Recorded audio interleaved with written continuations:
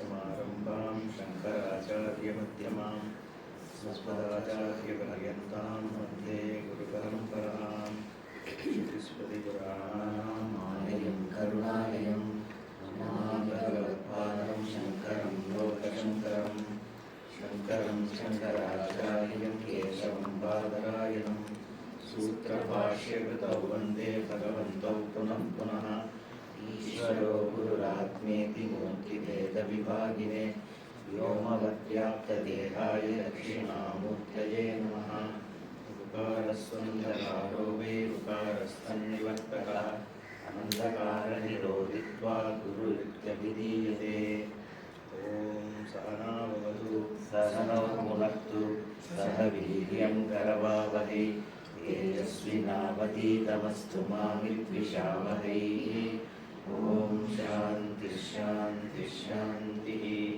Vasudevasutam Devam Bhaksachanunamardhanam Devaki Paramanandam Krishnam Vande Jagadgurum Shri Bhagavan Vacha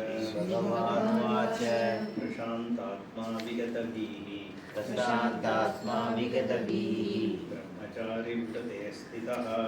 Brahmachari Vrate Stitaha Manasanyamyamachittaha Yukta Asita Matparaha Asita Achittaha Asita. May you, with me as the goal, we remain focused with your mind on it. Brahmachari Vrate Stitaha, so which implies not only the person is in meditation, but is also doing Shravana. Because like we saw, Brahmachari Vrata means Guru Shushrusha and all these things. That means the person is not having a sense of possession and is not hoarding things for the tomorrow. So not really bothered about tomorrow. So these are traits you need to have, because if you are clinging on to things, your mind gets scattered in seeking those things. So when a person is on this pursuit, the person has to be fully available for it. That is why the Gurukula Vasa and all these things were prescribed. Like Shankarji was saying the other day, when we were here for 3 years, we are fully into only this. Right? So you are not.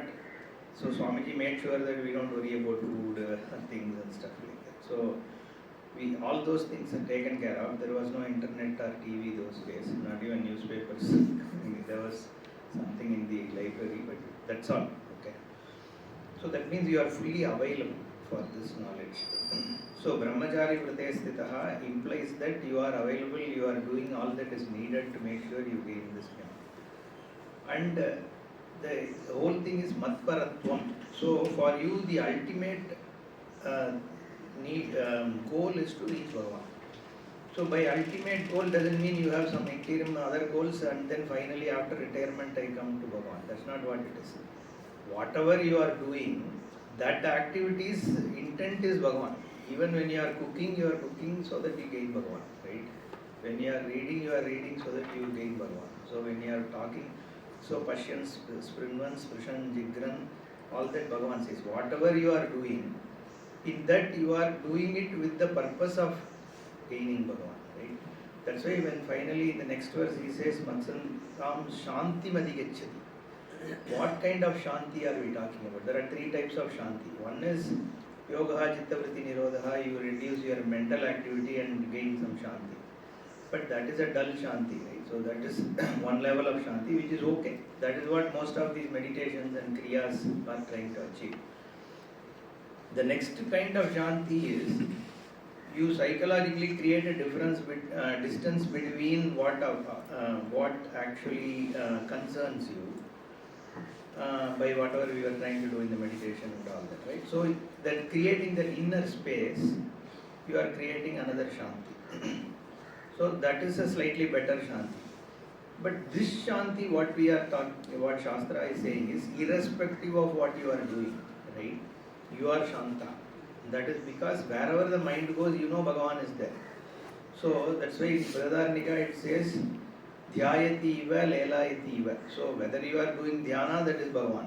Whether you are doing activity, that is also Bhagavan. So if that jnanam is there, then when the person is doing, like Shankaracharya doing sanchara, still Shanti is there.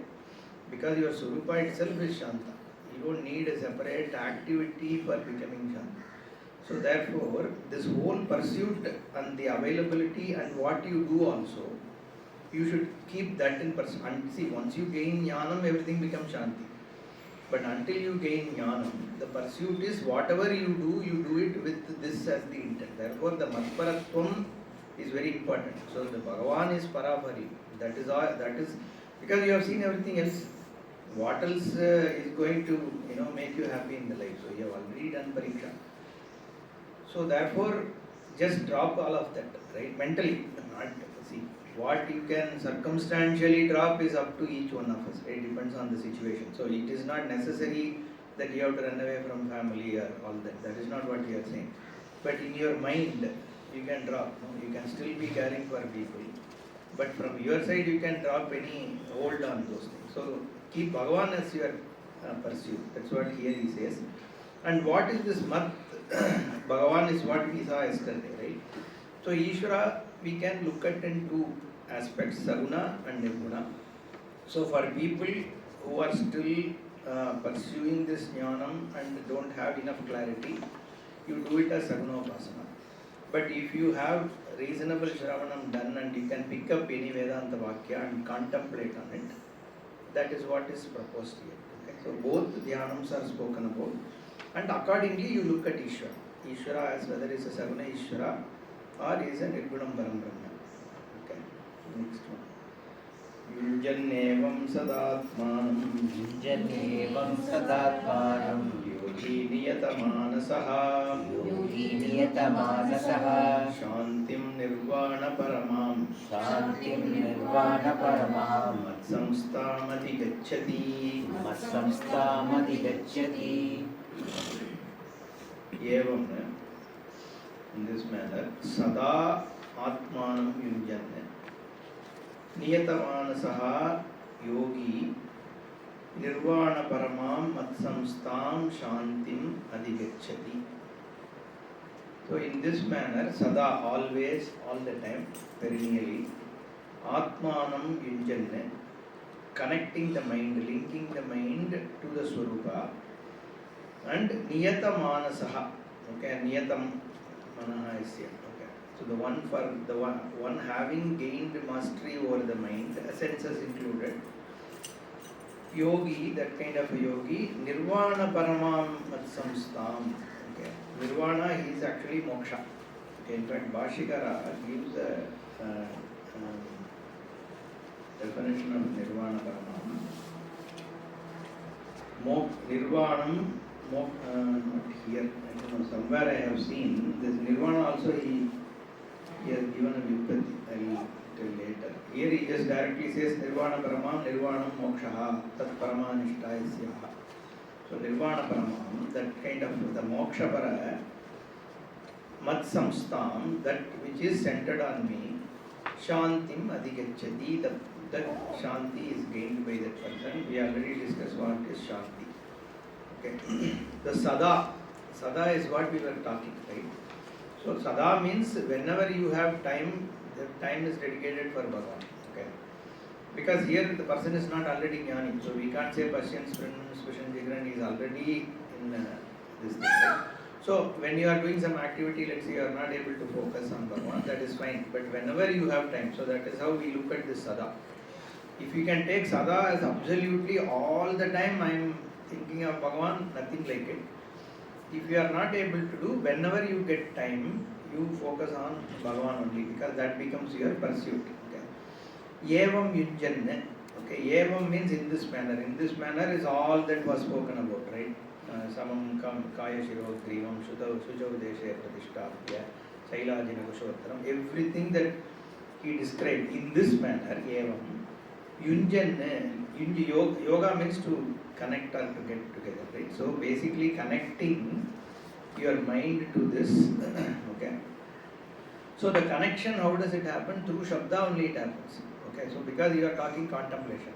So if you take Shivoham, for example, that's what we tried yesterday, no, in meditation. So Shivoham, you take that word and then contemplate, how am I Shiva, okay, or I am Shiva, whatever, right? So you contemplate on the word so that your mind gets to that state that I am Shiva. Okay. But that doesn't mean that jnanam happens because you are forcing your mind to that. So jnanam is a separate thing. Jnanam, you are getting a vision when the teaching happens. But just as a preparedness, you use this as a contemplation. Or if you have gained the jnanam already and you are not able to own up that jnanam at all times because of your swabhavika issues, then you keep bringing your mind onto that jnanam. So then Shivoham, if you say, see, there are only two possibilities, right?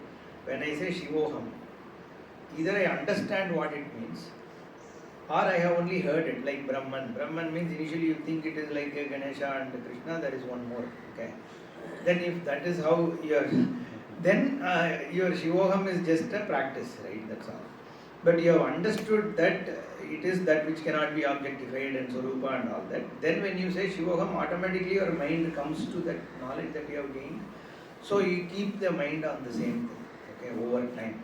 Okay? So that is where Samadhi and all happens. Okay? So there are certain, I think I told, there are certain sampradayas where they say Samadhi is needed for you to understand your Swarupa, that they say. And for which they say, if you look at the chain, no? How do you know what ties these beads? You don't see. Only if in between the beads you see that thread, then you know that that is what ties. So like that you need samadhi, is what some people say. But Swamiji says, between every two thoughts you anyway see that. Okay. So you don't need to go specially into a samadhi state to recognize it, right? When you are between thoughts, and in fact I asked one Swamiji, what is the difference between samadhi and deep sleep? Actually, there is no much difference. Right? In either place, you don't actually have a thought. You are resolved. Only thing is, in this case, you consciously go into it and kind of awake, whereas in the other case, ajnana is there. So that is the difference. But otherwise, from a vritti standpoint, there is no mental vritti. But there also there is an interesting point. In fact, Vidyaranya says in Panchadashi, there is some kind of a vritti that is going on there, which you recognize not when you are in samadhi, but when you come out of samadhi, you can see that you are actually having a samadhi experience, what he says. Okay. Anyway, now coming to this. So we are saying, how do you do yunjan? So use the Vedic words to make that connection. So Shabda becomes your link between you and your Swarupa. So yunjan, niyata manasaha. Okay, so adhigacchati, the one gains. Gains what? Shanti. And Shanti, we have said there are three types of Shanti. This Shanti is what is called moksha. Basically, you have attained the Swarupa, which is Shanta Swarupa. Okay, so because all your mental vrittis, even when they are happening, they don't disturb you. Because you know that those vrittis are also your Swarupa only. Okay, so all that is here is you, which includes your vritti. In fact, if you get angry also, that anger also is actually Brahman only, right? So even that doesn't disturb because it just comes and goes away. Even if you have a momentary anger or any kind of emotion or anything like that, so long as you see that it is, obviously it will subside over time. But so when you start seeing it, the Swarupa becomes, so why I spoke about anger is because Shanti is what is opposed to the anger, right? So but then even at that time, once you see your Swarupa as Brahman, then you are Nitya Shanta. Okay. So then Nirvana Paramam Shantim, that is a Lakshana.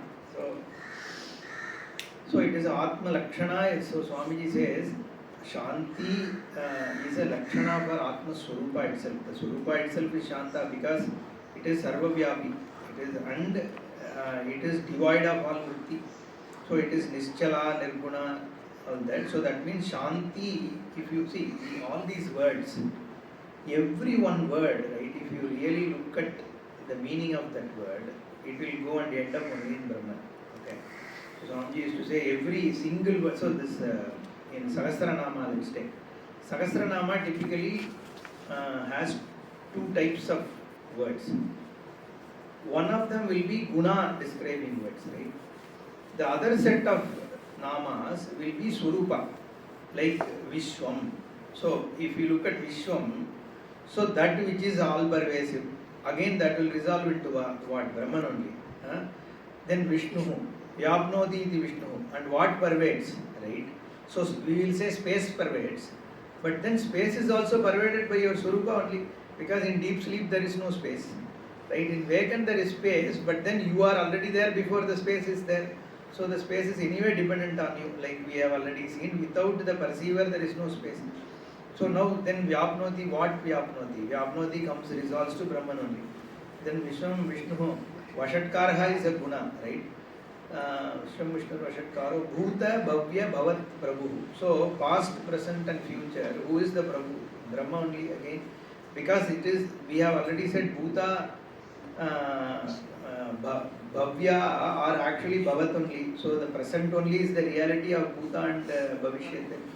That means again Brahman, it is all dependent. So any which word you take, actually Swarupa describing word, it goes to Brahman only. Right? Similarly Shanti, if you actually look at what is Shanti, the worldly Shanti is all temporary.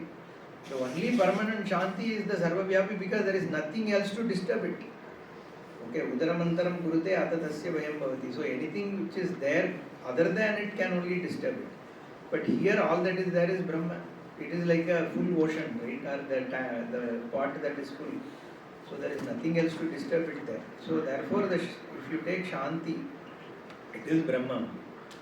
And talking about this Sahasranama and all that, generally you have to say Om and the Nama. So Nama keeps changing and Om remains the same all through, right? It is the Om which is qualified by a Nama. Om Ganeshaya, Om Vakradundaya. So all this Vakradunda, Ganesha and all keeps qualifying this Om, which is Brahman. So like we saw, the consciousness is and objects get added, right? Therefore the Om remains and all these qualifications get added to it. Okay. So which means what is it saying?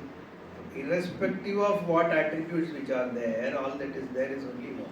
So why I am saying that is this, all words resolve into the Brahman only. So Shanti also is a Brahma Lakshanam. It's a Swarupa Shanti that he is talking about.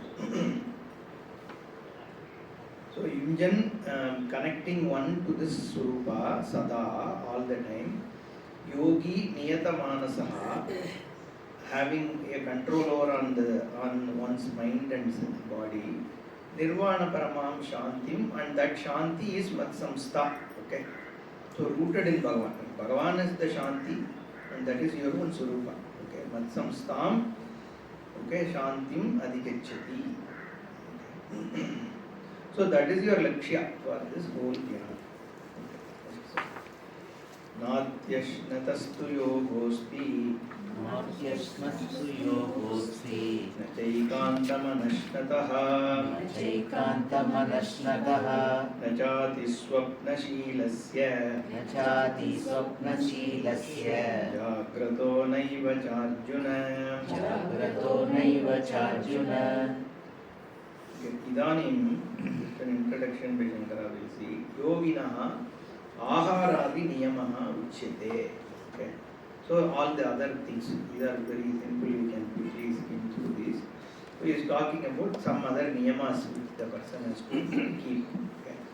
Hey Arjuna, Ati Ashnataha tu na asti cha na ekantam anashnataha cha na ati swapnasilasya cha eva na jagrataha. Okay, yogosti. I think that is the thing, right? The yogaha nasti for the one who is anashnataha, okay, ati ashnataha and all that. So, ashana pipasa, you would have heard. Ashana means hunger, eating, whatever. Pipasa means thirst. Okay. Patumicha. Okay, here ashnataha, the one who eats. Ati ashnataha means one he eats a lot. Okay.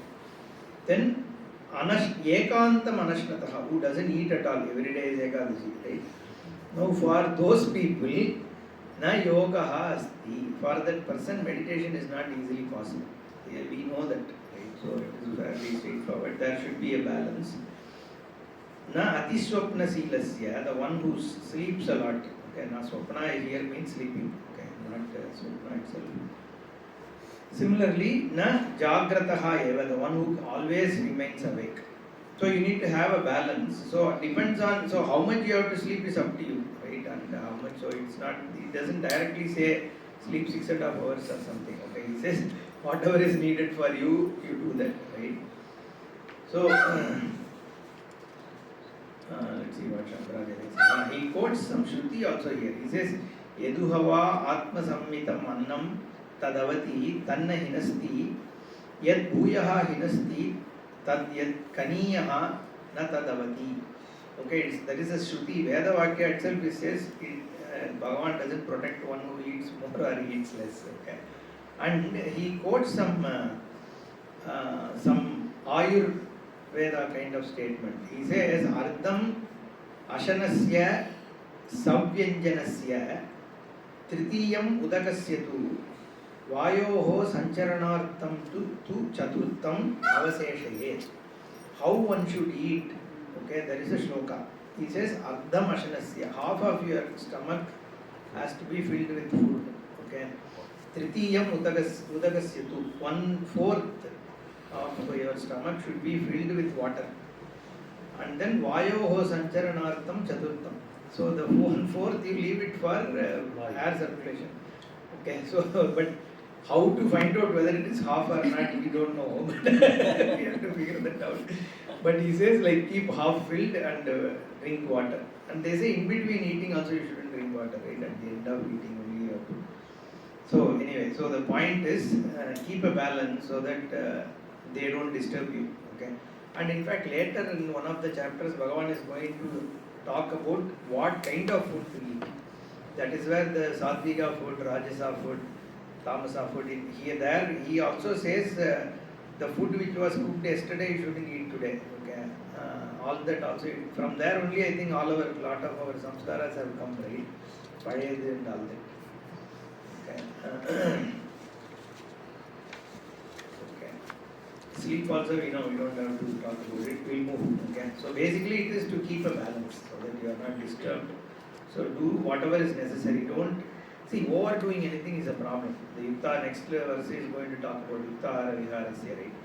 So some people are fully focused on how I eat, what I eat. There is a sannyasa dharma which was said in those days. You should have ahara niyama. Okay, you can only eat in one house in a day. Ask only 3 times, and you should only take bhiksha from the house where they follow certain niyama.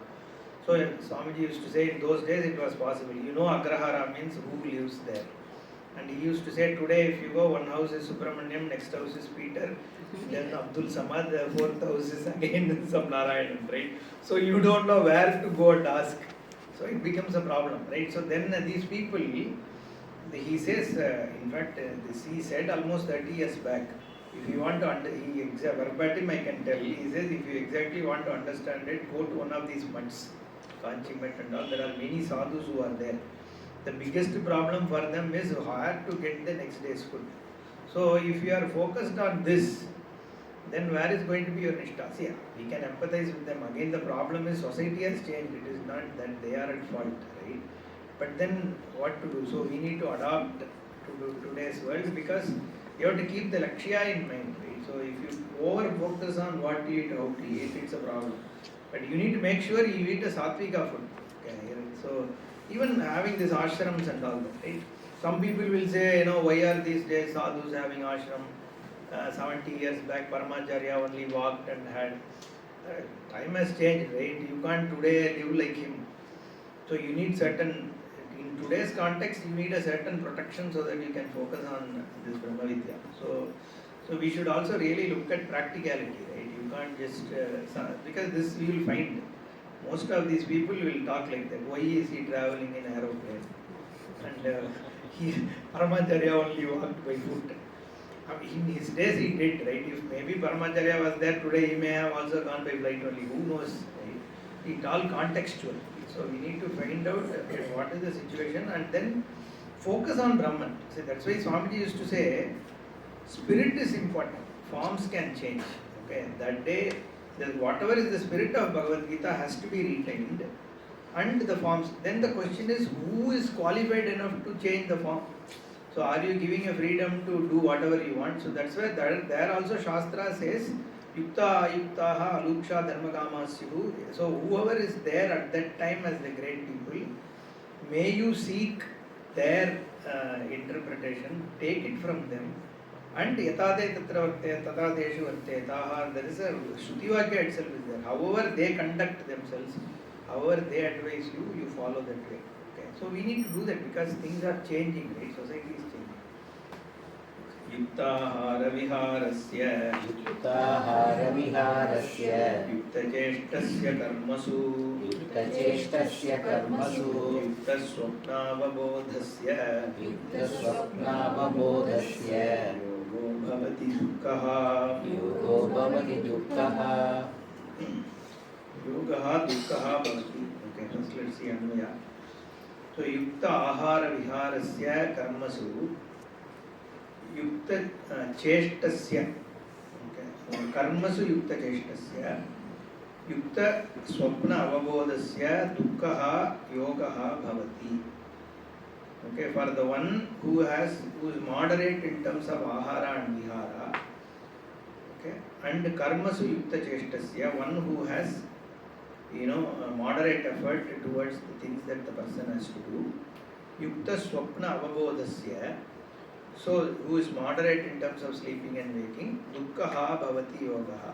Okay, the yoga, the meditation, Dhyana yoga helps remove the sorrow. Means it makes the person gain jnana. See, dukkha is only by jnana. Only jnana removes dukkha.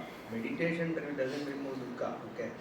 Meditation, it may bring out some of the unconscious, to that extent it may make you qualified. See, that is why meditation only qualifies you. Some people think that after gaining jnanam, through meditation you gain Brahman. That is not. Here Bhagavan is clearly saying this is a preparation for gaining the jnana, right? So, yukta ahara viharasya, ahara ahriyate iti aharaha. Whatever is consumed, Bhashikara says, aharaha annam. Okay, ahriyate, yukta ahara viharasya, ahriyate iti aharaha. In fact, Ayurveda also says that anything that is consumed, it need not be only food. What you hear, also they say, if you hear the good music and the kind of place you live, the body also is actually touching the wind and stuff like that. Everything is ahara. So that's why in Ayurveda they say if change of place also is something that helps, right? So food and anything. So ahara has to be, there is a niyama in how where you stay and so yuktaha is proper. Okay. In this case it's primarily food and then vihara. Okay. So vihara also Swamiji talks about, it has to be yukta in every context. Yesterday we spoke about Sanskrit, for example, right?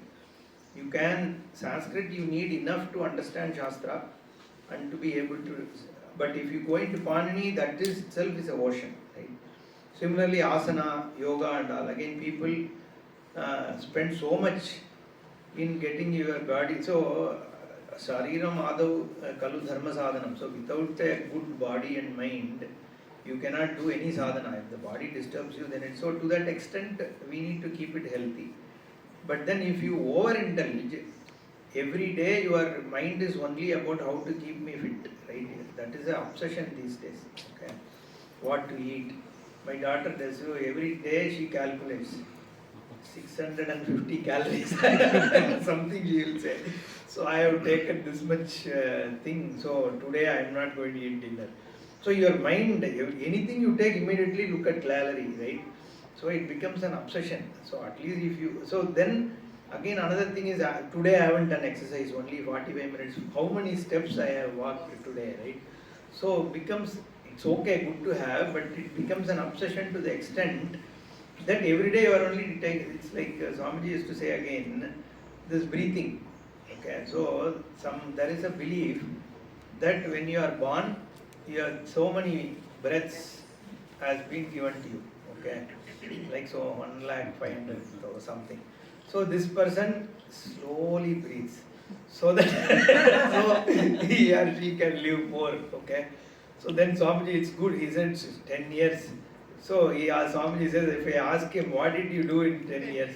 He was breathing. So that is the biggest achievement. So what was the point in living something more if all you did then was breathing, right? So that obsession is a problem. So you need to do enough, but at the same time, there should be a sense of proportion. Right? Yuktaha, okay. So then I think, Dukkaha, right, that we have seen. Okay, Yukta Ahara Viharasya, Yukta Cheshtasya, we have seen Karmasu. Yukta Swapna Avbodhasya, Dukkaha Yogaha Bhavati. The Dukkaha means, like I said, is Jnanam. Okay, Sarva Samsara, Bhashikara says, Sarva Samsara Dukkha Kshayakrit Yogaha Bhavati. So after doing yoga, by gaining the Jnanam, so we have to say that way, Kramena, so it becomes an instrument for you to gain Jnanam. Okay. Multiple paths problem. So Jnanam will give Jnanam is the problem. So this one analogy which is given by Swamiji is people say that if you want to go to Tirupati and have a darshan of Balaji, you can go by walk, you can go by bike, you can go by car, by helicopter, by winch, whatever, right, rope car. Okay, like that, for gaining moksha, you can do bhakti or you can do jnanam or anything, is what they say. Okay, so this is telling by analogy they get. So Swamiji says, fine, you can go to Tirupati till the door by walk or car, but to see Balaji you have to only open your eyes. No, there is no choice there. So like that, to get yourself prepared, there may be any which way, but moksham is possible only through jnana. So these analogies don't prove anything, right? One more, similarly Swamiji gives this Christians when they convert, they also give this some story. What they say is, if somebody is drowned, is drowning, so the person prays. So in this case, they say, which God will come and help you? In the case of Hinduism, Ganesha will think Krishna will help, Krishna will think Shiva will help, okay, Shiva will think Parvati will help, now nobody will help. So whereas in Christianity there is only one God, so he knows exactly, he only has to help, so he will come and help. That's what they say and convert. Now Swamiji says this kind of story we can also say. Suppose 10 people are drowning. Which one? At least in this case, these people can cooperate and one can save each one of them, right? So the stories, you can always have an alternate story for these things, right? So this, so from here I went there. So, but finally, basically what we are saying is, Jnanam alone can give moksha. All this is only for qualifying. So Dukkha means, you shouldn't take Dhyanam itself is Dukkha. Dhyanam leads you to Jnanam, which makes Dukkha go away. Okay. So then when does it happen? Ata aduna kada yuktaha bhavati. Okay, that's how the Pashikara links the next one. When does one become yuktaha? How long will it take? Okay. So yada viniyatam chittam. Yada viniyatam chittam. Atmanyeva vatishtate. Atmanyeva vatishtate. Nisprihas sarva kamebhyaha. Nisprihas sarva kamebhyaha. Yuktayityuchyate tada. Yuktayityuchyate tada. See, the process is about growing clarity. Okay. So once you are in a camp, you at least get some insight, right? And then you continue, and this whole jnanam, I have also seen in the 30 years since I started properly studying, clarity only increases. Every time you read Gita also, your clarity gains more. So in 1989, one of my classmates in BHU, he gave me one first thing. When I read Bhagavad Gita, when he gave me one book, Annie Besant's translation of Bhagavad Gita. It has simple translation. Okay. Now if you read it, it will look funny. But at that time he gave that. Okay. So I used to read. So I told my grandfather very proudly, I read Bhagavad Gita and all that. Okay. Then we went to meet one Swamiji. Yesterday I was talking about the Avaduta Swayam Prakasha, right? That time, Sayanamani. So there was one Swami called Krishnananda. So I think he attained Samadhi sometime in 91, 92. So my grandfather was kind of his disciple. So we went there. And he went and told my grandson to read Bhagavad Gita. So I was a kid, right, 18, 19 years old. So he said it is very good, but keep reading again and again. Okay, he said every time you read, it gives you a new perspective. He told me in 1989 that one, right? After 35 years, I still believe whatever he said is correct. Okay, because your clarity, the whole thing, Swamiji used to say, to understand Gita, you have to go one verse by one verse, right? But to understand one verse, you should have the full vision, right? Then only you can get the meaning, what he is trying to say in this second chapter, 15th verse, will be dependent on his vision that he is given in 13th chapter also. So that means it's better that you learn it from a teacher and then you continue to learn, right? And like I also was saying, there are also this curveball verses, right? So those kind of things you need to really understand what they mean. So over time only that clarity comes. Okay, but the good thing is even Jnanam is an increasing clarity. You get spark and then it becomes a flame over time, right?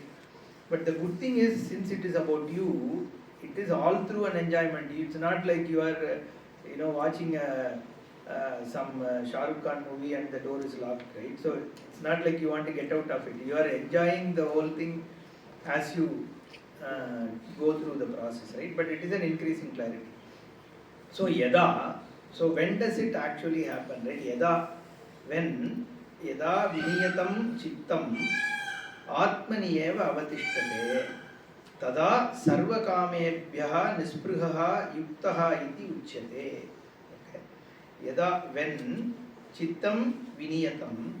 Okay. So the niyatam means it is under control, right? So it is well under control, which means well composed. Uses certain composure is what Swamiji uses. Atmani eva avatishtade. When it is fully entrenched in the Swarupa, tada sarva kamebhyaha nisprihaha. So then from all the objects of desire, because you are the actual cause of the desire, right? The desire is because you haven't gained yourself. So that is what leads. So then that's why sarvan kaman samashnuta iti is how Veda says. Okay. At the same time he gains everything, not one after the other, because you don't have to gain one after the other. Cause of all this want is because you haven't gained you. So once you have gained, the need for them goes away. That's what it means. It's not that sarvan kaman samashnuta means he actually. So all these things are always misunderstood, right? So the statement sarvajnaha. Okay. In Tamil they will say mukkalum unardavar or something, right?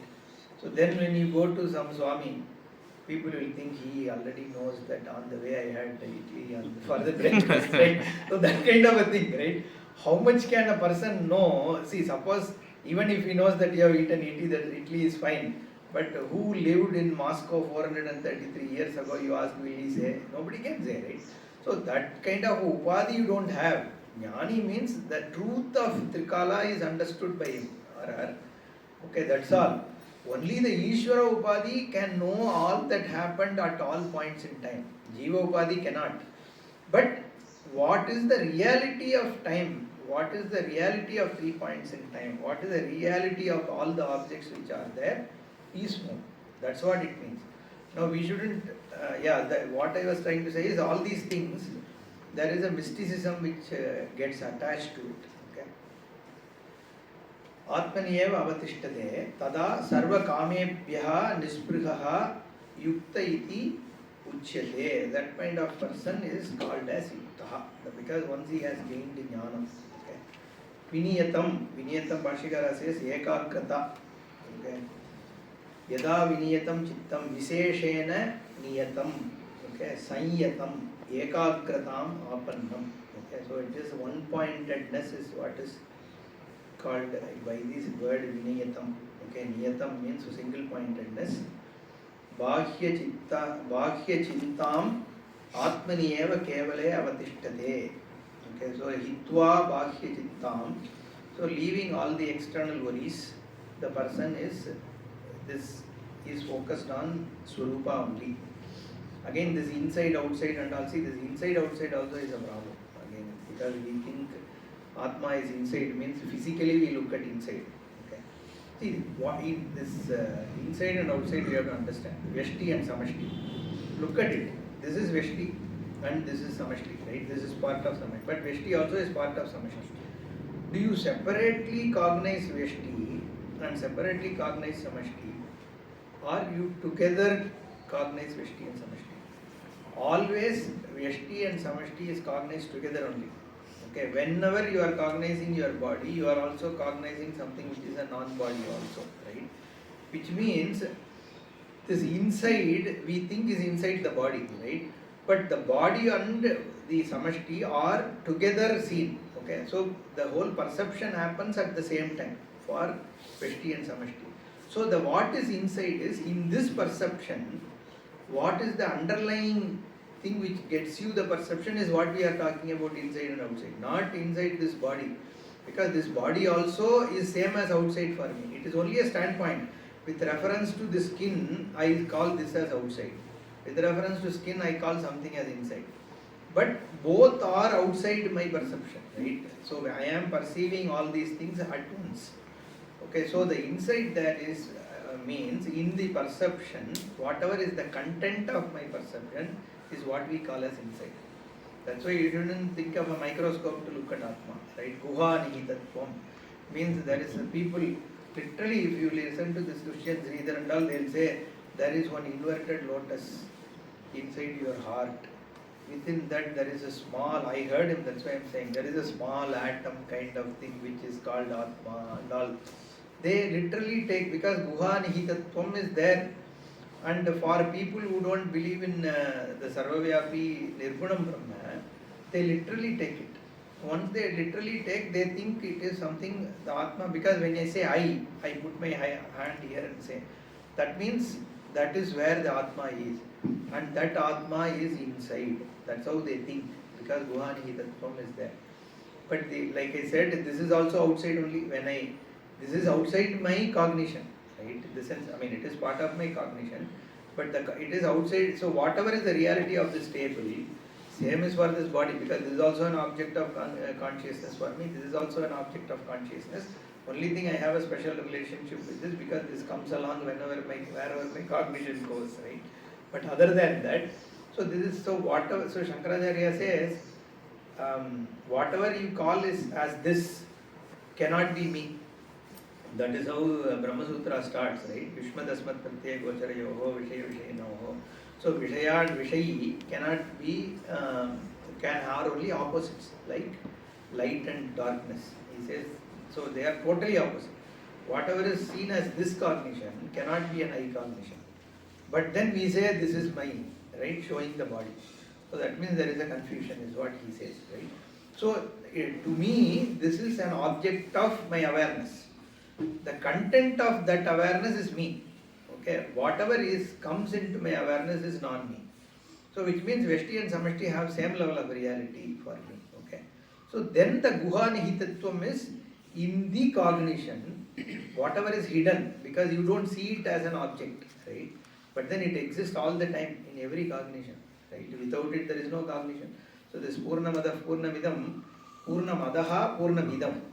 In the idam everything is covered, which includes whatever you see in the immediate proximity. Even a heaven, right, is part of idam, because when you go near it, it becomes idam. So even though we say it is there becomes this depending on where you are standing, right? So within idam everything gets covered. So what is that adaha? It can only be your Atma. That is the only thing which is not knowable through idam. Everything else is knowable through idam. So Purnamadaha, Purnamidam, both together are Purnam, because with this idam is completely dependent on Adaha there. Because without Adaha, the idam is not even possible to be perceived. So that is, then the Guhanihitattvam, there it is there. Because in every idam, the Adaha is Guhanihita, because it is there pervading it. So that is why it is Gunam. Not because it is hidden inside some inverted lotus, right? So that is all, that is okay, figuratively you understand initially, but that is not the Tatparya. Yada vinyatam chittam atmanyeva avatishtade spruhaha sarvakamebyah yukta iti uchyate. Okay. That person is contemplative, undistracted, is always in this jnana. Okay. And nothing binds the person also. So this in spruhaha also, there is no binding desire. That's how Swamiji takes it. Okay. There may be wish to do Shankara, may have had a wish that let me do Bhashya. Or maybe his guru would have told that you need to do Bhashya. Or he may think that it is good to do Bhashya. Nothing wrong, right? It doesn't bind him. So Nispriha means here non-binding desires he may have, but he doesn't have any binding desires. Nothing binds the person. Okay.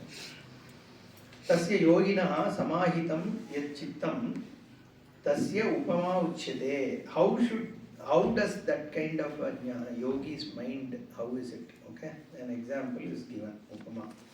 Yata dipo nivatastaha. Yata dipo nivatastaha. Ningate sopama smrita. Ningate sopama smrita. Yogino yata chittasya. Yogino yata chittasya. Yunjato yogamatmanaha. Yunjato yogamatmanaha. Yata nivatastaha dipaha. Naingate atmanaha yogam yunjataha yoginaha yatachittasya sa upama smrita. This kind of example is cited.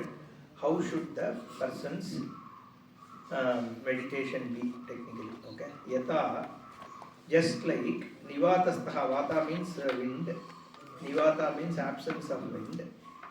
Nivatastaha, the place which is protected by absence of wind. In that kind of a place, the deepaha naingate, the lamp flame doesn't flicker, right? It is constant. Basically, it's the samadhi sthiti, right? You just don't get disturbed by anything.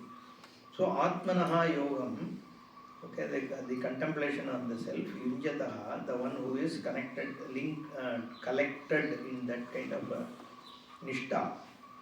For those yoginaha, for those people, meditators, yata chittasya, for the one whose chitta is yatatam, sa upama smrita, the lamp is shown as the example because the person is constantly on that. Okay. I think we all understand this, right? So we can go to the next one. Yatro paramate chittam. Yatro paramate chittam. Niruddham yoga sevaya. Niruddham yoga sevaya. Yatra chaivatmanatmanam. Yatra chaivatmanatmanam. Pashyannatmani tushyati. Pashyannatmani tushyati. Okay, Shankaracharya links this. Evam yogabhyasa balat ekagribhutam nivata pradipakalpakam sate. Then what happens? Okay. So yogabhyasa balat. So it is abhyasa only he takes. Okay, because it is an effort, conscious effort. By the strength of having done that, you have gained the capacity to hold your mind. Okay. If you have done that, nivata pradipakalpam, then what happens? Okay. Yatra yoga sevaya niruddham chittam uparamate yatra cha atmana atmanam pashyanne atmani tushyati. Okay. So when, or yatra typically is where, okay, or here when, yada. Okay. So yoga sevaya niruddham. So by the practice of yoga, niruddham, the mind has been chittam niruddham. Okay. Chittam niruddham, yoga chitta vritti nirodha. Here is not rejecting thoughts, But all thoughts resolve because every thought you are seeing it as Brahma. Okay? Even when you are thinking. See, that is where that is what is called Sahaja Samadhi. Okay? We talk about Sahaja Samadhi, right? Despite doing action, despite doing thinking, see, mind is a great faculty. It's a gift by God. Okay? So this Manonashaha and all is not needed. You don't have to kill your mind. Mind is not a problem, right? Mind is it's a faculty given to you. You can do wonders with your mind, and you can help people. You can do so many things, right? So when we are talking about the mind being resolved, means mind is resolved in Brahman. So even when you are thinking, you recognize it is Brahman, right? So that kind of a thing. So Niruddham here is the person's mind is, the Chittam is mastered, that it is always on Brahman. That kind of person, Uparamate, when it abides by Brahman, and Yatra, when Atmana Atmanam Pasyanne. So here it is very clear, right? So in your mind you are only seeing the Brahma Swarupa. Okay, when you are all the time being in Swarupa, Atmani eva tushyati. So Atma itself is the biggest source of happiness. Because every happiness is coming from yourself. How do you know that? Because you think of any moment when you experienced a joy, all you would have done is suspended all your problems momentarily. The moment you suspend them, the joy is automatically out, right? So you don't need anything else. Just even any happiness. You had a gulab jamun that one moment when you are happy. Just see, you would have just suspended everything and relaxed in yourself, right? That's all you have done. That is what we are calling as bliss. So the source of happiness has always been yours. So you didn't need, even though we think, see, when you are, there is a Vidya Sukham. Why did Archimedes or somebody run away without dress? Joy, right? All he came in touch with Bhagavan. Every Vidya is Bhagavan only. Because, see, when you are recognizing a truth, when apple fell and Newton recognized the law of gravity, means what? He came in touch with Bhagavan. Because the gravity is Bhagavan, no? Because it's a niyati. See, any niyati, that's why when you solve a mathematical problem, Sudoku, you complete, you become happy. Why? Because you are come with the truth. When you are coming in touch with truth or a niyati, that means you are coming in touch with Bhagavan. Okay, because Bhagavan is all that is here. Every niyati is Bhagavan. That is why the joy is there, right? So, and that joy is what is your own Swarupa only. We think it comes from outside. But actually what happens, you had a longing to get a new iPhone, what 10, no, whatever that is. So that was separating you from yourself. You got it, so temporarily, you are satisfied, right? Then your Ananda is available to you.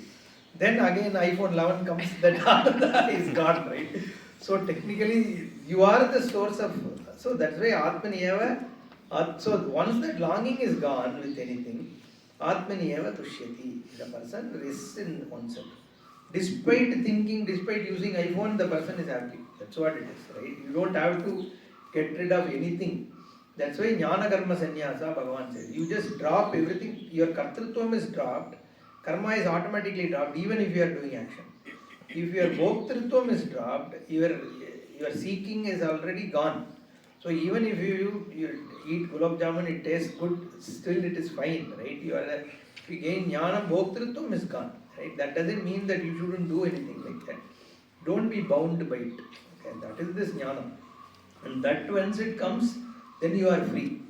So you don't have to go to Himalayas and sit somewhere or anything. That's why it has to be.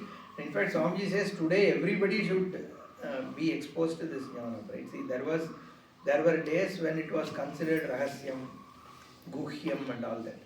But the greatest secret is if it is in front of you and you are not able, what else is there? Like Chidambara rahasyam, right? So they say Chidambara, they open the screen, you don't say, oh, there is nothing, what is the rahasyam? Boss, that is the rahasyam, right? You think there is nothing, right? But there is a great thing which is being shown there, right? That is a rahasyam. So Upanishad is a rahasyam because even if it is told to you, you won't understand. So that is why it is a rahasyam, right? You don't have to keep it secret. Oh, only this much, this everybody. So that's how they say. They also see the problem is the people trivialize. Once you give it to everybody, the importance of it is lost. Therefore, it has to be given only to people who are qualified, who seek it, right? That doesn't mean that you just give it away to everyone. But at the same time, you need to understand why it is called rahasya. We'll see. Om Purnamada Purnamidam Purnat Purnamudachyate Purnasya Purnamadaya Purnameva Vasishyate. Om Shanti Shanti Shanti. Hari Om.